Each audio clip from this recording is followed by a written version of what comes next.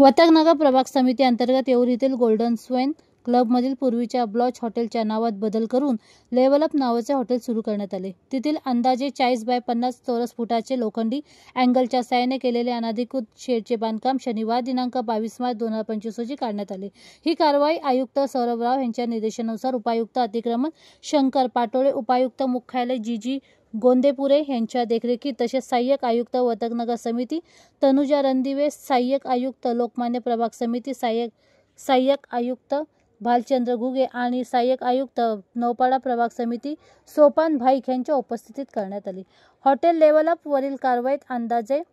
3800 चौरस फुटाचे लोखंडी आय बीम व अँगलचे बांधकाम आणि लोखंडी आय बीम व लोखंडी अँगलचे क्रिकेट ट्रप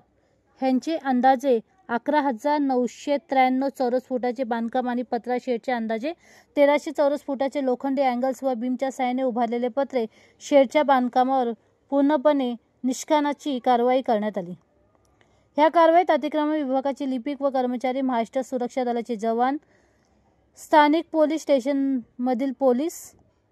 महानगरपालिकेच्या अधिकृत ठेकेदाराकडील कामगार, एक जीसीबी, एक पोकलेन, 2 गॅस कटर यांच्या साहाय्याने अनधिकृत बांधकामावर तोडक कारवाई करण्यात आली।